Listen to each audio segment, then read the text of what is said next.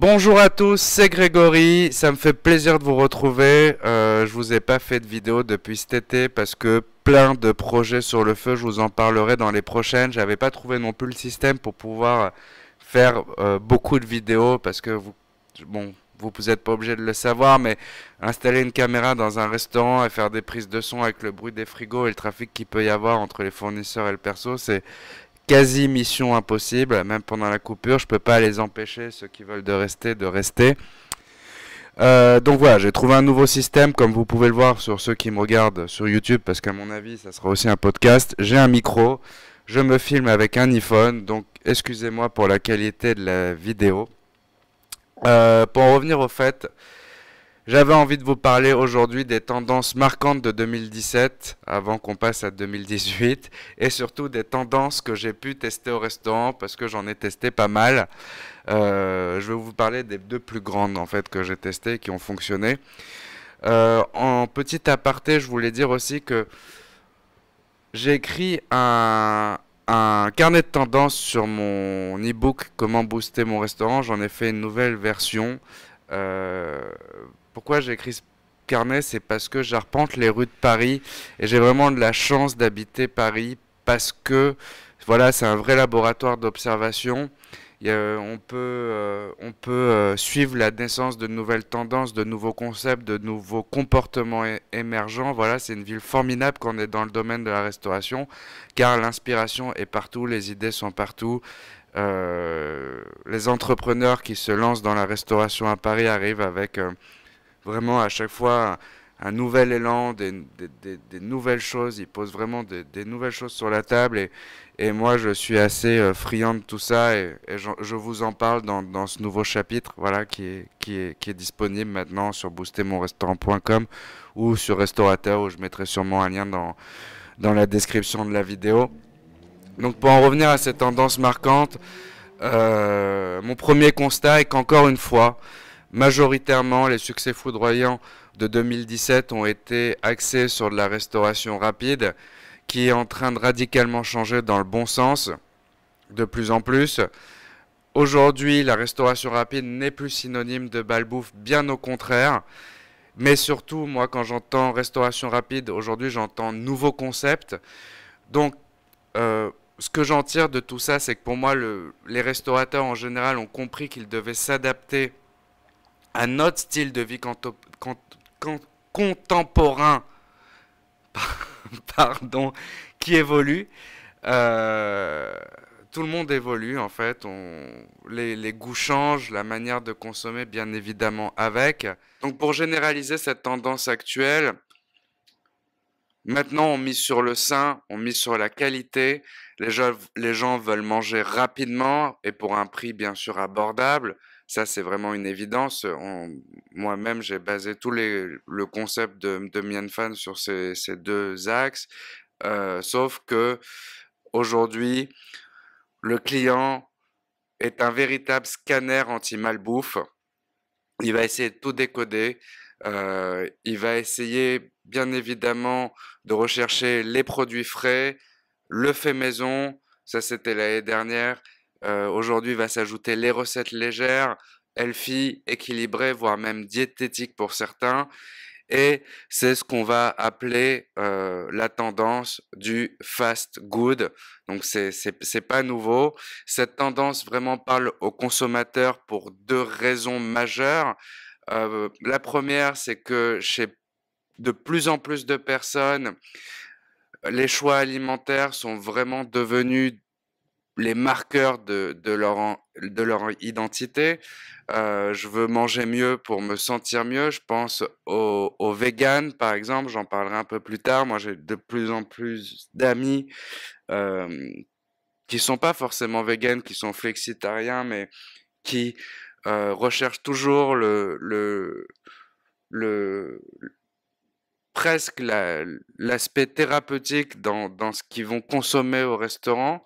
Voilà, ce qu'ils vont manger pour vraiment se sentir mieux. Ils veulent pas avoir de regrets de malbouffe et culpabiliser sur leur alimentation. Donc ça, vraiment, c'est un vrai constat. Et le deuxième, c'est par choix ou obligation, notamment avec les multiplications des allergies alimentaires, qu'on est forcé de, de, de mettre en évidence dans les restaurants. Donc pour en revenir à mes expériences, j'ai proposé cette année deux des plus grosses tendances que j'ai pu adapter à notre carte et qui ont fonctionné. Je vais vous donner tout de suite mon retour sur ces tests. Tout d'abord, j'ai mis en place un burger gourmet qui est resté à la carte pendant 6 mois. Ça a été un gros succès. Nous avons fait un burger gourmet asiatique puisque c'est le thème du restaurant, l'Asie. Donc c'était un ramen burger. Pour être un peu plus précis, le pain, le bun, s'était remplacé par une compression de nouilles chinoises. Le steak haché était au couteau. Les légumes, bien évidemment, il y avait du chou pat choy, du champignon shiitake et une compotée d'oignons rouges mélangés à une sauce teriyaki. En accompagnement, on avait des pommes allumettes fraîches. Je peux vous dire que c'était du taf, pratiquement 2 semaines de conception. L'investissement total était d'environ 5000 euros entre le robot coupe et la plaque à snacker. Le plus gros problème que nous avons rencontré quand on a mis en place le burger, c'est le temps de fabrication. Il a fallu pratiquement attribuer une personne juste pour ce poste. Concernant la rentabilité, elle était plutôt bonne. Le coût matière est faible. Un truc qui était important aussi et auquel je me doutais pas, c'est que la denrée la plus chère était finalement le fromage et non pas la viande. Donc ça, c'était marrant. Au niveau de l'impact sur le chiffre d'affaires, même si on vendait le burger 15 euros, qui correspond quand même à la fourchette haute de ce qu'on peut proposer à la carte, il nous a fait baisser le ticket moyen car un client qui consomme un burger ne consomme ni d'entrée ni de dessert. Une autre problématique, c'était la concurrence. Pratiquement tous les restaurants du quartier s'y ont mis et donc le burger était sans cesse comparé à ceux des voisins. Donc si un jour le plat est un peu moins copieux, la réflexion du client était inévitable. On rentre dans une polémique inutile avec lui. Ah, mais à côté, c'est moins cher, c'est meilleur, c'est plus gros, etc., etc. Donc c'était vraiment une perte de temps et d'énergie. Euh, c'est tout. En fait, pour conclure sur le burger, il peut vraiment s'adapter à toutes les thématiques, mais il peut pas s'adapter à tous les formats de restauration. Voilà, c'était ce que j'en ai tiré moi. Donc, si vous envisagez de mettre un burger en place, ben, testez avant d'acheter le matériel et essayez de voir si votre organisation est apte à recevoir ce genre de produit sur la carte et si vous avez surtout les capacités nécessaires en cuisine pour l'envoi. Voilà. Donc j'ai pas honte de dire que que parfois ce burger nous a mis dans le jus en fait et que c'était vraiment une galère. Voilà, c'est pour ça qu'on l'a retiré.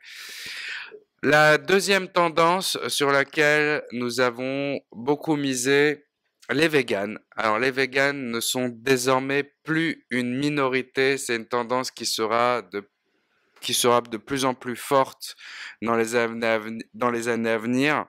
J'ai lu une étude, je sais plus où, comme quoi des spécialistes prévoient que le créneau du vegan atteindra les 3 milliards d'euros de CA d'ici 2020. D'ailleurs, beaucoup de réseaux de franchise s'en emparent à juste titre. Ils déclinent vraiment à presque toutes les sauces, de l'entrée au dessert, même des boissons. Maintenant, aujourd'hui, sont vegan, ils communiquent à fond dessus. Pour ma part, j'ai commencé le début de l'année avec une carte 10% vegan, puis je suis passé très vite à 20 et je pense que la prochaine refonte sera à 30%. J'ai rencontré que des avantages en proposant ce genre de cuisine. C'est rentable, c'est facile à fabriquer, rapide à l'envoi, l'impact commercial est hallucinant. On dirait que le produit s'auto-market un peu comme le bio à l'époque. Aujourd'hui, juste le mot vegan joue dans la balance. Moi, je l'ai enlevé, j'ai mis des petites feuilles vertes sur le menu. Maintenant, les gens comprennent. Voilà. Donc c'est vraiment ces deux tendances nous ont vraiment permis d'étoffer notre clientèle. Le burger nous a permis d'apporter pas mal d'étudiants qui avaient autour du restaurant, qui cherchaient à manger pour un ticket moyen un petit peu inférieur, mais ils faisaient l'effort parce qu'ils avaient envie du burger. Et j'étais assez fier de ça parce qu'à côté de chez nous, il y a Burger King et leur faire concurrence et Big Fernand et leur faire concurrence avec des étudiants qui venaient chez nous, ça veut dire qu'on avait réussi notre pari même si on n'était pas organisé. Puis surtout, j'ai bien vu que voilà, l'impact de mettre son burger à la carte était vraiment palpable, véritable en fait. Le vegan aussi, qui continue à bien fonctionner de plus en plus, où là, il y a je fais des tests de stratégie de prix. Aujourd'hui, mettre un plat moins cher parce qu'il est vegan, c'est hors de question.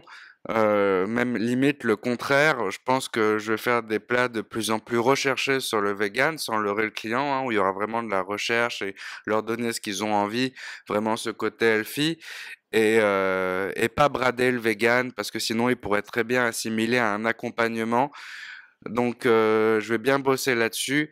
Voilà, donc le constat c'est que vraiment cette tendance fonctionne à condition de le faire, de bien le faire et vraiment être à l'écoute au feedback de sa clientèle. Voilà, bah je crois que je vous ai tout dit, je vais vous laisser, mon service du soir va commencer. Je vous invite à lire mon carnet de tendances 2017 qui est sur booster mon restaurant, comment booster mon restaurant. Je vais placer le lien dans la vidéo, dans le podcast ou dans la description, je sais pas, je verrai. Bien sûr, n'oubliez pas le petit pouce bleu si vous avez aimé et je vous dis tous à bientôt sur restaurateur.com. Ciao.